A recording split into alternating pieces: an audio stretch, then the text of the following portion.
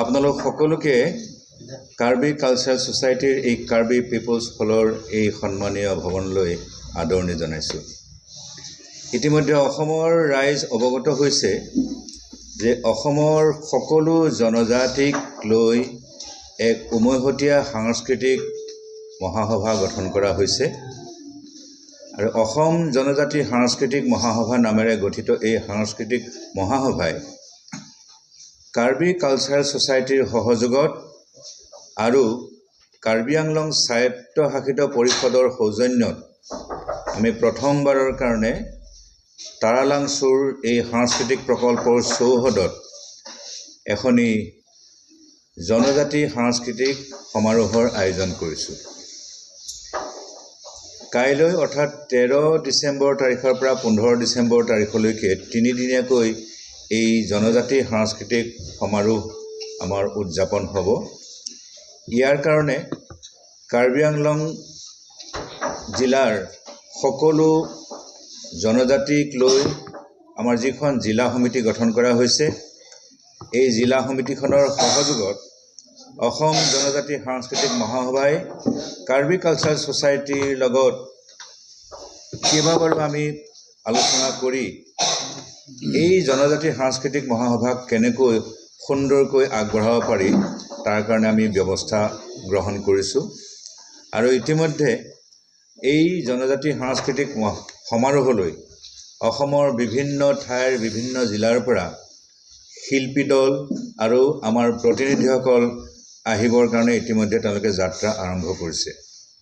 এনে এক শুভক্ষণত আমি ভাবিছোঁ যে আপোনালোক সংবাদ জগতৰ সকলোকে আমাৰ যে এই উৎসৱৰ যি বতৰা, সেই বতৰা আপোনালোকৰ সৈতে আমি বিনিময় কৰোঁ আৰু সেইকাৰণে আপোনালোকক আমি ইয়ালৈ আমন্ত্ৰণ জনাই আনিছোঁ। আপোনালোকে জানে যে অসমৰ যিমানবিলাক পাহাৰ ভৈয়ামৰ জনজাতি আছে আৰু যিসকল জনজাতিক ভাৰতৰ সংবিধানে জনজাতি হিচাপে স্বীকৃতি দিছে, সেই জনজাতিসকলৰ মাজত যিটো ভাতৃত্বৰ বুজাবুজি, মৰম চেনেহৰ যিটো সম্পৰ্ক আৰু সকলোৰে নিজৰ নিজৰ যি সাংস্কৃতিক সমল আছে, লোক সংস্কৃতি আছে, ইয়াক কেনেকৈ সুন্দৰকৈ সুস্থ ৰূপত ধৰি ৰাখিব পাৰি, কেনেকৈ শুদ্ধ ৰূপত ইয়াক প্ৰচাৰ কৰিব পাৰি, কেনেকৈ সংৰক্ষণ কৰিব পাৰি, এই দিশত আমি মনোনিৱেশ কৰিছোঁ। আৰু তাৰ লগে লগে অসমৰ সকলো জনজাতিৰ মাজত যিসকল সাংস্কৃতিক কৰ্মী আছে, যিসকল শিল্পী আছে, যিসকলে নীৰৱে গোটেই জীৱনটো নিজৰ জাতিটোৰ যি কৃষ্টি সংস্কৃতি তাৰ বিকাশৰ কাৰণে কাম কৰি আহিছে, তেনেসকল ব্যক্তিকো আমি এই সাংস্কৃতিক মহাসভাৰ মঞ্চলৈ মাতি আনি সম্বৰ্ধনা দিয়াৰ কাৰণে, সন্মান জনোৱাৰ কাৰণে আমি ব্যৱস্থা কৰিছোঁ। কাইলৈৰ পৰা যিখন আমাৰ ইয়াতে তিনিদিনীয়াকৈ সাংস্কৃতিক সমাৰোহ আৰম্ভ হ'ব, কাইলৈ সন্ধিয়া প্ৰতিনিধি শিবিৰ মুকলি কৰা হ'ব। প্ৰতিনিধিসকলৰ বিভিন্ন ঠাইৰ পৰা অহা প্ৰতিনিধিসকলৰ পঞ্জীয়ন আৰম্ভ হ'ব আৰু পৰহিলৈ অৰ্থাৎ 14 ডিচেম্বৰ তাৰিখে পুৱা 8 বজাত আমি সকলোৱে সমবেত হ'ম আৰু 8:30 বজাত আমাৰ যি জাতীয় গৌৰৱ ধ্বজা, অসম জনজাতি সাংস্কৃতিক মহাসভাৰ গৌৰৱ ধ্বজা যিখন পতাকা, লগতে কাৰ্বি সাংস্কৃতিক সমাজ, কাৰ্বি কালচাৰেল সোসাইটিৰ যিখন জাতীয় ধ্বজা, যিখন ফ্লেগ, এই দুইখন ফ্লেগ আমি একেলগে ৰাইজৰ উপস্থিতিত আমি উত্তোলন কৰিম। আৰু তাৰ পিছতেই আমাৰ বিভিন্ন কাৰ্যসূচী আছে। সেই কাৰ্যসূচীৰ মাজেৰে প্ৰথম উল্লেখনীয় কাৰ্যসূচী হ'ব যে যিবিলাক আমাৰ নতুন নতুন জিলা সমিতি গঠন কৰা হৈছে, এই জিলা সমিতিসকলৰ বিষয়ববীয়াসকলক লৈ আৰু লগতে অসমৰ বিভিন্ন ঠাইৰ পৰা দলসমূহৰ যিবিলাক প্ৰতিনিধি আহিছে, এই প্ৰতিনিধিসকলক লৈ কেন্দ্ৰীয় যিখন কাৰ্যনিৰ্বাহক সমিতি, সেই সমিতিখনে এখন বৰ্ধিত কাৰ্যনিৰ্বাহক সভাৰ আয়োজন কৰিছোঁ। তাৰ পিছতেই 11 বজাৰ লগে লগে আমি এখন বৰ সুন্দৰ আলোচনা চক্ৰৰ আয়োজন কৰিছোঁ। সেই আলোচনা চক্ৰৰ বিষয় হ'ল অসমৰ জনজাতিসকলৰ মাজত সাংস্কৃতিক ঐক্যৰ প্ৰয়োজনীয়তা আৰু ভৱিষ্যত কৰ্মসূচী। এই এটি গুৰুত্বপূৰ্ণ বিষয়ৰ ওপৰত আলোচনা কৰিবৰ কাৰণে আলোচক হিচাপে আমি আমন্ত্ৰণ জনাইছোঁ কাৰ্বি আংলঙৰে গৌৰৱস্বৰূপ ডক্টৰ প্ৰেমানন্দ মুছাহাৰী, যিগৰাকীয়ে ইতিমধ্যে তেখেতৰ সাহিত্য কৰ্মৰ কাৰণে সাহিত্য অকাডেমীৰ বঁটা তেওঁ লাভ কৰিছে। সেয়া আমাৰ সকলোৰে কাৰণে, সাহিত্যকৰ্মীৰ কাৰণে গৌৰৱ। আৰু লগতে আৰু এগৰাকী আলোচক আমি আমন্ত্ৰণ কৰিছোঁ। তেখেত হ'ল বকলীয়া নিবাসী এগৰাকী স্কুলৰ প্ৰধান শিক্ষক।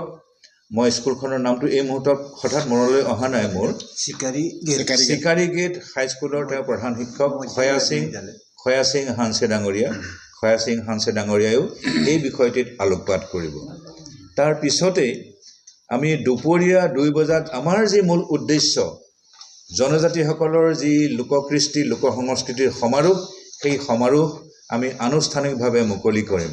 আৰু এই সাংস্কৃতিক সমাৰোহৰ শুভ উন্মোচন কৰিব আমাৰ সকলোৰে আদৰৰ, আমাৰ সকলোৰে সোমবাৰৰ কাৰণে কৰিছোঁ। সাংগঠনিকভাৱে আমি যথেষ্ট দুৰ্বল অৱস্থাত আছোঁ। সেয়েহে অসমৰ যিমানখিনি এটা জিলা, ধৰক আজিৰ তাৰিখলৈকে 38খন জিলা আছে, এই জিলাসমূহৰ সকলোৰে লগত আমি এতিয়ালৈকে যোগাযোগ কৰিব পৰা নাই। আৰু যিখিনিৰ লগত আমি যোগাযোগ কৰিছোঁ সেইসকলৰ মাজৰ পৰা আমাৰ এই অনুষ্ঠানত, এই সমাৰোহত এতিয়ালৈকে মোৰ বোধেৰে প্ৰায় 16টামান জনজাতিৰ ফালৰ পৰা তেওঁলোকৰ লোককৃষ্টি প্ৰদৰ্শন কৰা হ'ব। তাৰ মাজত আপোনাৰ গোৱালপাৰা জিলাৰ পৰা আহিব, কোকৰাঝাৰ জিলাৰ পৰা আহিব, কামৰূপ জিলাৰ পৰা আহিব, কামৰূপ মহানগৰ জিলাৰ পৰা আহিব, মৰিগাঁও জিলাৰ পৰা আহিব, ডিব্ৰুগড় জিলাৰ পৰা আহিব, শিৱসাগৰ জিলাৰ পৰা আহিব, ধেমাজি জিলাৰ পৰা আহিব আৰু তিনিচুকীয়া জিলাৰ পৰা আহিব।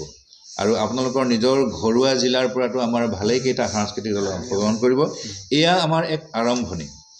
সেয়েহে বিচাৰিছোঁ আমাৰ এই আৰম্ভণি যি হৈছে, আপোনালোকৰ জৰিয়তে এই আৰম্ভণি আৰু বেছি বহল পৰিসৰলৈ গুচি যাওক, সকলোৱে এই অনুষ্ঠানটোৰ বিষয়ে গম পাওক, যাতে আমি সকলোৱে মিলি জুলি জনজাতিসকলৰ মাধ্যমেৰে অসমক অধিক সবল আৰু শক্তিশালী কৰি তুলিব পাৰোঁ। আমি সেইদিনাখন সেই সভাতে পাঠ কৰি শুনাম। তাৰ লগত আমি নিমন্ত্ৰণ জনাইছোঁ আমি যি দেউৰী স্বায়ত্তশাসিত পৰিষদ, তাৰ মুখ্য যিগৰাকী কাৰ্যবাহী সদস্য শ্ৰী ভৈৰৱ দেউৰী, তেখেতক নিমন্ত্ৰণ কৰিছোঁ। মিচিং স্বায়ত্তশাসিত পৰিষদৰ মুখ্য কাৰ্যবাহী সদস্য পৰমানন্দ চায়েঙীয়া ডাঙৰীয়াক আমি আমন্ত্ৰণ জনাইছোঁ। সোণোৱাল কছাৰী স্বায়ত্তশাসিত পৰিষদৰ মুখ্য কাৰ্যবাহী সদস্য শ্ৰী টংকেশ্বৰ সোণোৱাল ডাঙৰীয়াক নিমন্ত্ৰণ কৰিছোঁ। আৰু একে নামৰে ৰাভা হাছং স্বায়ত্তশাসিত পৰিষদৰ মুখ্য কাৰ্যবাহী সদস্য শ্ৰী টংকেশ্বৰ ৰাভা ডাঙৰীয়াকো আমি নিমন্ত্ৰণ জনাইছোঁ। লগতে নিমন্ত্ৰণ জনাইছোঁ তিৱা স্বায়ত্তশাসিত পৰিষদৰ মুখ্য কাৰ্যবাহী সদস্য শ্ৰী জীৱন চন্দ্ৰ কোঁৱৰ ডাঙৰীয়াক। তাৰোপৰি আমাৰ অসমৰ অন্যান্য যিবিলাক জনজাতি উন্নয়ন পৰিষদ আছে, এই জনজাতি উন্নয়ন পৰিষদসমূহৰ যিসকল অধ্যক্ষ আছে, তেখেতসকলৰ মাজৰো আমি কেইবাগৰাকীক এই সভালৈ আমন্ত্ৰণ জনাইছোঁ।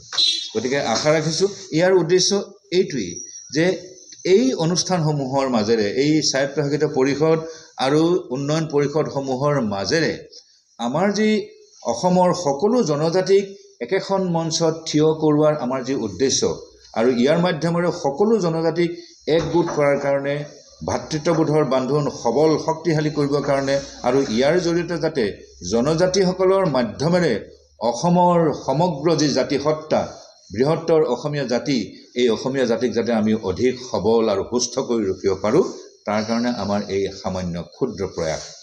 আমি ভাবোঁ যে আমি যিখিনি কাৰ্যসূচী হাতত লৈছোঁ সেইটো আপোনালোকৰ মাধ্যমৰ জৰিয়তে ৰাইজৰ মাজলৈ যাওক, আপোনালোকে আমাক সহযোগিতা আগবঢ়াওক।